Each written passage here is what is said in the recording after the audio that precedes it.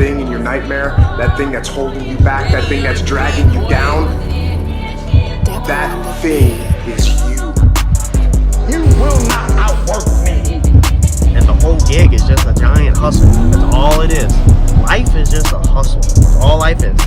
One giant hustle. We're gonna get this one broke down. I snagged this one. I'm gonna flip the camera around on y'all and show y'all. And then I'm gonna go show you the Cummins. We did get the Cummins back. If you've been following the channel, finally got it back from alignment. It dries and everything, but it also needs ball joints. So we're gonna have our work cut out for us next week on the Cummins. And I have the possibility to keep either one, whichever one I want to keep. I think the LBZ starts in the year 7, and then the year 2006 for the LLY is the more sought after LLY. The 2004, 2004.5 LLYs, they had overheating issues or running hot issues, so you have to change the elbow on the intake needs to be changed, and you can also upgrade the radiator and cooling system on LLY. So the 04, 04.5, even some of the 5s are the least sought after LLYs in the Duramax world. But the late model LLYs, they pretty much share a lot of stuff with the LBZs. So these are not bad trucks at all. They're just not, it's not an LLZ, it's not LBZ or anything like that. So let's flip the camera around and show you. I think we're probably gonna sell the Ford, my Ford, and keep one of these diesels and go back diesels. The price of the diesel right now is not too terribly high, and 40 miles per gallon. I think it'll equal out. I'm not really stoked about going back to diesel, but I really love that gas 6.2 F250. But we have to keep stepping ourselves up in value, and sometimes you go down years, up years, back and forth. So I think that my 17 F250, I think it will come in with a value around 10 to 15,000, I think. And the Duramax will also come in, I believe, around 15-ish, give or take, up and down. It's just my guess off the top of my head. With customizing this truck, I believe we can get high 15s, if not more, for it whenever it's all done. It's got low 200,000 on it, like 227, 221. My gas F250 had just rolled 200, so it's like 201 or something on my gas truck. So both of them are 200K trucks, but this one's a diesel, of course. So we all know that on the flip side of flipping it, selling it later, that this one's gonna have more value to it than the gas truck is. And this is a SLT, so it's kind of the more upper package of the Sierras, where my gas F250 is an XL, so it's a work truck. So this would get us back factory XM, factory cruise control, leather seats and all that, whereas my truck, we added the cruise control. It doesn't respond exactly the same as factory one, and it doesn't have XM or none of that stuff. So creature comforts for running the roads with race cars, this would get us a little bit more options. All right, so pardon the pressure washer in the background, but I just figured I'd show you all this just real fast, and we're gonna dive right in, ripping this thing apart.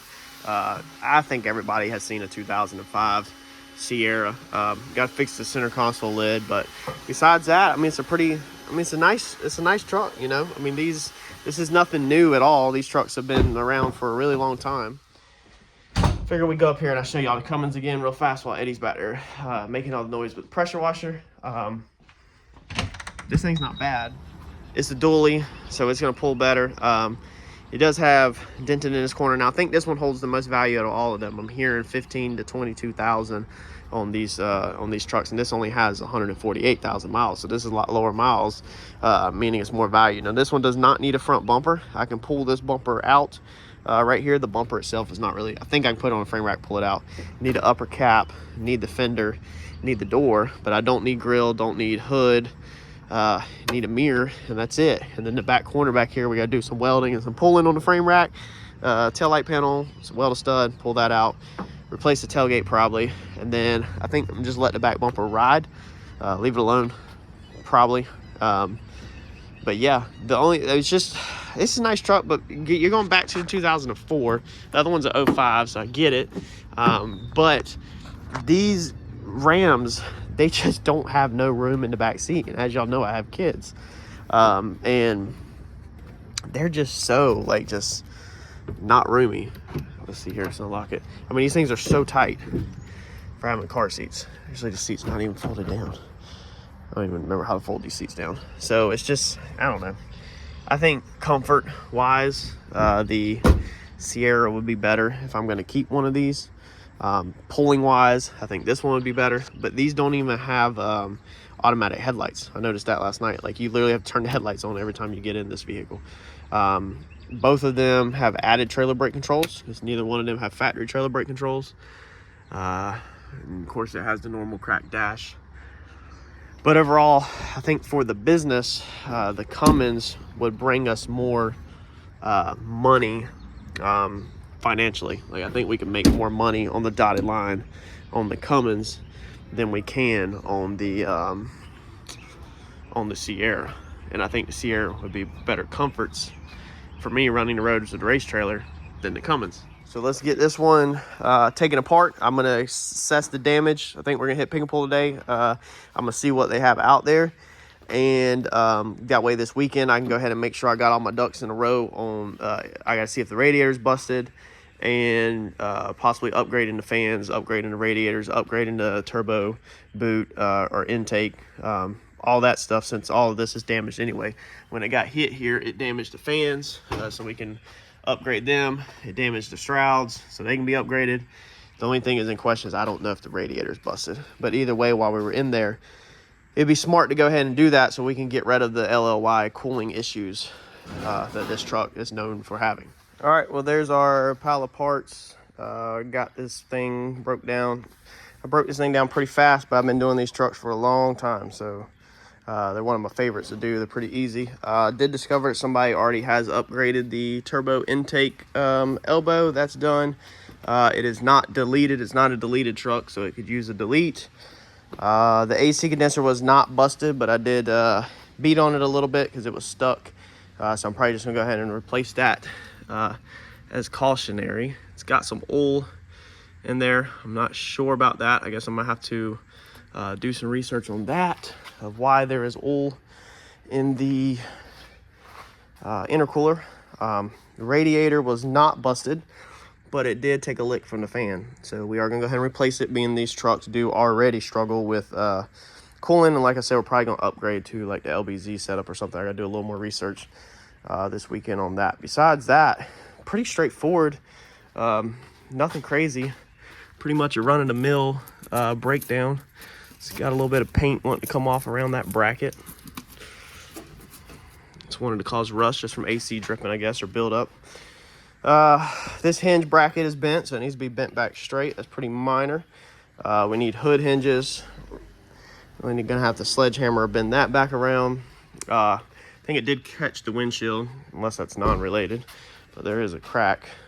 Besides that, man, I think this thing is pretty straightforward. Hopefully we get it on there and the wheel sits in the center of the fender. I don't think it has any frame damage. It took a hit pretty high, not low. Damage got the door a little bit, so I have to do some paint work when we blend it back. But besides that, nothing unexpected. All right, so we're out here in a pick and pull. Check this out. This is the exact whole front stack out of my truck. The only thing it's missing is AC condenser. The AC condenser is like $54 off eBay, but it's a 2500. It's a 2005. This is Silverado, but that's gonna be the same as the Sierra as far as the stack. So it literally has the exact radiator we need. This is not upgraded radiator, but a little research online this afternoon showed that as long as you do some intake stuff, which we already have done on that, as long as you do the upgraded elbow, that you should be fine. So we're gonna go ahead and snag this radiator because it's expensive. It's decent. It's like 150 something on eBay. So it's right here. We're gonna go ahead and snag this. We're gonna snag this header panel because this is expensive. There's our overflow box. There's our bracket that we need for this side.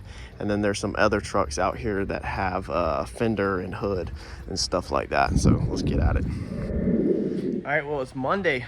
As you can see, I done got the Duramax put together, about to chunk the hood on it. Got to order like a grill, upper, chrome, front bumper, headlights, a couple other odds and ends.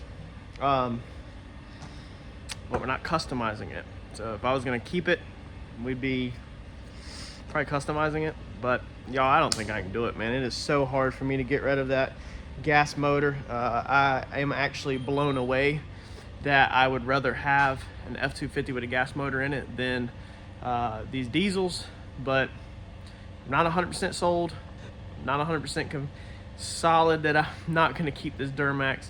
But man, after sleeping on it all weekend, man, it's gonna be rough to get rid of my F-250. It really is. I really like that thing. That gas motor, not having them diesel prices and diesel maintenance and diesel headaches, and it is just, man, I just don't know if I can do it, y'all. I really don't. Everything went together pretty smooth on this. Check it out. So we got everything back together. Had to order, like I said, a upper fan shroud. We didn't get that in the pick and pull. I told you we needed that. Got to order a fan. Didn't have that, so got to get them ordered. AC condenser got broke, taking it apart. This line was actually froze up. The steel stud had seized up in the aluminum fitting, and so it broke trying to get it apart. We still got to get our intake box. I have it just sitting there so that the sensor's reading, so I can crank the truck. It's making sure there's no leaks. It runs fine. Batteries, still haven't managed to get them bring back to life. These are being pain in my butt, so might end up putting 2 new batteries in it. But as far as the fitment on this side, I mean, everything looks good. So everything fits up just like it should. The wheel sits exactly where it should be. I mean, everything's just going together smooth on that. We got some for the Cummins this morning. All we were able to get is the door, so we have to order everything else. So I spent my first half of the day just cleaning up all this mess that was down here, about to throw that into scrap metal, but trying to get some stuff out my way, and that way it's kind of back together. Trunk the hood on it. We're gonna move on to some other projects. Leave a comment below what y'all think. Y'all think I should keep the Duramax? You think I should go for the Cummins? The Cummins is really my least favorite right now. I understand that it probably is the best for towing, being a dually and all that, but the comforts of the Cummins is just really down low. Or should I just keep my F-250? I know a lot of y'all are probably not gas motor fans, but man, until you've owned a 6.2 Ford, them things, they're impressive. I'm blown away that I like that thing as much as I like it. So we're gonna wrap this video up because we're not doing a how-to on this. Kind of wanted to share these 2 diesels with y'all. Chasing more trucks this week. But let me know below, if you were in my shoes, would you keep the 17 XL F-250 6.2 gas, 05 6.6 LLY Duramax, and it does have the upgraded elbow on the turbo, or the 04 Cummins 4-wheel drive dually? The Duramax is a 2-wheel drive, and my F-250 is a 2-wheel drive, so the Cummins is a 4-wheel drive. What would you keep? I'll catch y'all in the next video. Thanks, y'all.